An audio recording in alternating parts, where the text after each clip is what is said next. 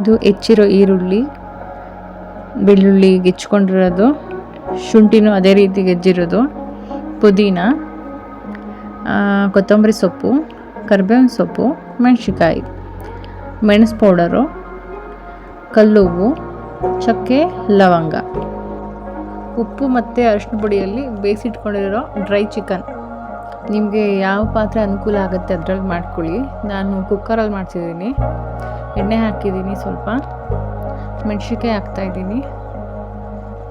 ನಿಮಗೆ ಖಾರ ಬೇಕು ಅಂದರೆ ಮೆಣಸಿನ್ಕಾಯಿನ ಹಾಕೊಬೋದು, ಬಟ್ ಪೆಪ್ಪರ್ ಹಾಕೋದ್ರಿಂದ ನಮ್ಮ ಖಾರ ಏನು ಬೇಡ ಅನಿಸುತ್ತೆ. ಬಟ್ ನಿಮಗೆ ಖಾರ ಇಷ್ಟಪಡೋರು ಮೆಣಸಿನ್ಕಾಯಿ ಇನ್ನೂ ಹಾಕೋಬೋದು. ನೀವು ಮೆಣಸಿನ್ಕಾಯಿ ಹಾಕಿದ ಮೇಲೆ ಒಂಥರ ಬಾಡಿಸ್ಕೊಳ್ಳಿ, ಫ್ರೈ ಮಾಡಿ ನೀಟಾಗಿ. ಅದು ಮೆಣಸಿನ್ಕಾಯಿದು ಹಸಿ ವಾಸನೆ ಹೋಗಿ ಅದು ಫ್ಲೇವರ್ ಬರಬೇಕು, ಮೆಣಸಿನ್ಕಾಯಿ ಬೆಂದಿರೋ ಫ್ಲೇವರ್, ಅಲ್ಲಿವರೆಗೂ ಬಾಡಿಸಿ. ನಾನು ನಿಧಾನಕ್ಕೆ ಮಾಡಿ ತೋರಿಸ್ತಾ ಇದ್ದೀನಿ. ನೆಕ್ಸ್ಟು ಇದಕ್ಕೆ ಚಕ್ಕೆ, ಲವಂಗ, ಕಲ್ಲುವು ಆ್ಯಡ್ ಮಾಡಿ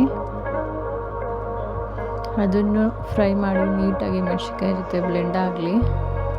ಆ ಫ್ಲೇವರ್ ಕೊಡುತ್ತೆ, ಕಲ್ಲುವಿನ ಫ್ಲೇವರ್ ಚೆನ್ನಾಗಿರುತ್ತೆ ಅದು. ಬಟ್ ಜಾಸ್ತಿ ಹಾಕೋದು ಬೇಡ, ಕಲ್ಲುವು 1, 2, 3 ಸಾಕು, ಚಿಕ್ಕದು.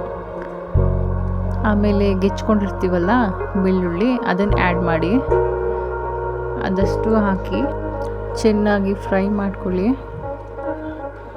ಆಮೇಲೆ ಶುಂಠಿ ಹಾಕ್ಕೊಳ್ಳಿ, ಚೆನ್ನಾಗಿ ಫ್ರೈ ಮಾಡಿ. ಫ್ರೈ ಮಾಡಬೇಕಾದ್ರೆ ನಿಮಗೆ ಆಯಿಲ್ ಕಂಟೆಂಟ್ ಕಡಿಮೆ ಇದೆ ಅನಿಸಿದ್ರೆ ಆಯಿಲ್ ಆ್ಯಡ್ ಮಾಡಿ ಸ್ವಲ್ಪ. ಯಾಕೆಂದರೆ ನೀರು ಹಾಕಲ್ಲ ನಾವು, ಕಾಯಿ ಖಾರನೂ ಹಾಕಲ್ಲ, ಜಸ್ಟ್ ಇದು ಪೆಪ್ಪರ್ ಡ್ರೈ ಆಗಿರೋದ್ರಿಂದ ಸ್ವಲ್ಪ ಆಯಿಲ್ ಆ್ಯಡ್ ಮಾಡ್ಕೊಳ್ಳಿ. ನಾನು ಆ್ಯಡ್ ಮಾಡಿದ್ದೀನಿ. ಡೀಪ್ ಫ್ರೈ ಮಾಡಿ, ಅದು ಗೋಲ್ಡನ್ ಕಲರ್ ಬರಬೇಕು, ಅಲ್ಲಿವರೆಗೂ ಫ್ರೈ ಮಾಡಿ. ಚೆನ್ನಾಗಿ ಫ್ರೈ ಆದಮೇಲೆ ಇದಕ್ಕೆ ಈರುಳ್ಳಿ ಹಾಕಬೇಕು. ನಾನು ಮೀಡಿಯಮ್ ಸೈಜು ಈರುಳ್ಳಿನ 4 ತೊಗೊಂಡಿದ್ದೀನಿ, ದೊಡ್ಡದಾದರೆ 3 ಸಾಕು. ಈರುಳ್ಳಿ ಹಾಕ್ತಾಯಿದ್ದೀನಿ. ಹಾಕಿದ್ಮೇಲೆ ಚೆನ್ನಾಗಿ ಫ್ರೈ ಮಾಡ್ಕೊಳ್ಳಿ. ಕೆಲವರು ಈರುಳ್ಳಿ ಜಾಸ್ತಿ ಹಾಕ್ತಾರೆ, ಸ್ವಲ್ಪ ಬಾಯಿಗೆ ಅದು ಈರುಳ್ಳಿ ಫ್ಲೇವರ್ ಸಿಗಲಿ ಅನ್ನೋ ಥರ. ಈಗ ಪೆಪ್ಪರ್ ಡ್ರೈ ಆದರೆ ಬರೀ ಡ್ರೈ ಥರ ಇರುತ್ತೆ. ಬಾಯಿಗೆ ಅದು ಚಿಕನ್ ಹಾಕೊಂಡಾಗ ಸೈಡಲ್ಲಿ ಈರುಳ್ಳಿ ಸಿಕ್ತಿದ್ರೆ ಕರುಮ್ ಅನ್ನೋ ಥರ ಫ್ಲೇವರ್ ಚೆನ್ನಾಗಿರುತ್ತೆ ಅಂತ ಅಷ್ಟೇ. ನೆಕ್ಸ್ಟು ಕರಿಬೇವಿನ ಸೊಪ್ಪು ಆ್ಯಡ್ ಮಾಡ್ತಾಯಿದ್ದೀನಿ. ಅದನ್ನು ಅಷ್ಟೇ ಚೆನ್ನಾಗಿ ಫ್ರೈ ಮಾಡ್ಕೊಳ್ಳಿ. ನೀಟಾಗಿ ಎಲ್ಲನೂ ಒಟ್ಟಿಗೆ ಫ್ರೈ ಮಾಡ್ಕೊಳ್ಳಿ. ಬೇಯಿಸಿಟ್ಕೊಂಡಿರೋ ಚಿಕನ್ನ ಅದಕ್ಕೆ ಆ್ಯಡ್ ಮಾಡಿ. ಅದರಲ್ಲಿ ಸ್ವಲ್ಪ ನೀರು ಇರೋದು ಬೇಡ, ಫುಲ್ ಡ್ರೈ ಆಗಿರಬೇಕಷ್ಟೆ. ಅದನ್ನು ಆ್ಯಡ್ ಮಾಡಿ ಚೆನ್ನಾಗಿ ಅದ್ರ ಜೊತೆ ಮಿಕ್ಸ್ ಮಾಡಿ.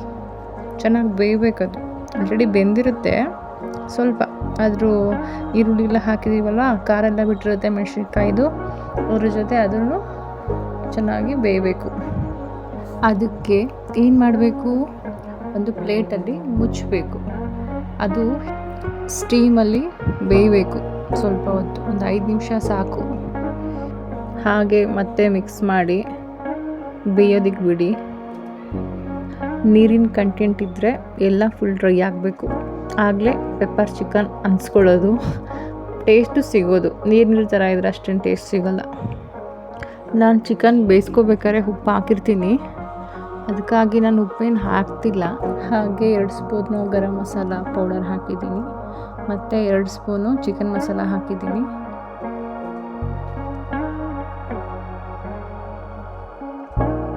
ನೀಟಾಗಿ ಮಿಕ್ಸ್ ಮಾಡಿ.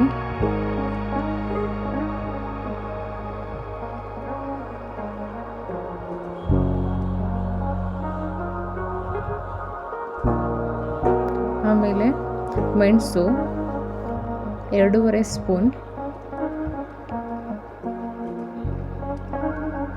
ಇದನ್ನು ಅಷ್ಟೆ ಚೆನ್ನಾಗಿ ಮಿಕ್ಸ್ ಮಾಡಿ.